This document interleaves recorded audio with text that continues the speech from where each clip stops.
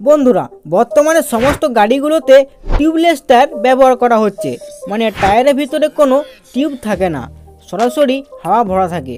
কিন্তু আগেকার যুগের গাড়িগুলোতে টিউবওয়ালা টায়ার ব্যবহার করা হতো, মানে টায়ারের ভিতরে এক প্রকার বেলুনের মতো থাকতো।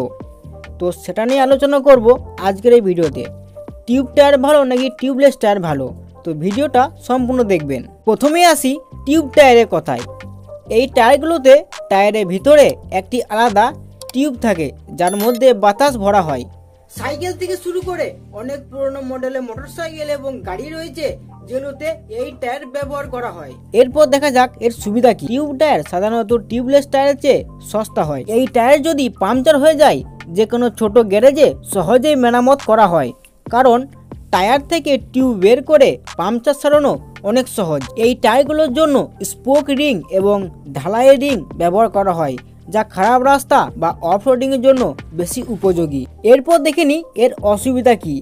পাংচার হলে টায়ার থেকে খুব দ্রুত বাতাস বেরিয়ে যায়, ফলে টায়ার ফ্ল্যাট হয়ে যেতে পারে এবং নিয়ন্ত্রণ হারানো ঝুঁকিপূর্ণ হতে পারে, ফলে কোনো বড় ধরনের দুর্ঘটনা হতে পারে। টায়ারের ভেতরে টিউব থাকার কারণে টায়ারের ওজন একটু বেশি হয়, ফলে বাইকের মাইলেজ একটু কম দেয়। এবার কথা বলা যাক টিউবলেস টায়ার নিয়ে। এই টায়ারগুলোতে কোনো টিউব থাকে না। রিং এবং টায়ারের মাঝখানে একটি এয়ারলাইট সিল থাকে, যা বাতাস ধরে রাখে।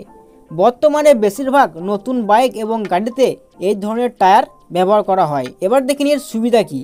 পাংচার হলে বাতাস ধীরে ধীরে বের হয়, ফলে হঠাৎ করে টায়ার ফ্ল্যাট হয়ে যাওয়ার ভয় থাকে না।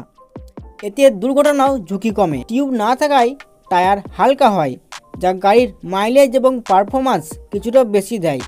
ছোট পাংচার হলে টায়ার না খুলেই বাইরে থেকে প্লাগ দিয়ে মেরামত করা হয়। টিউবলেস টায়ার টিউব টায়ারের চেয়ে একটু বেশি দাম হয়। আশা করছি আপনি বুঝে গেছেন কোনটা আপনার জন্য ভালো।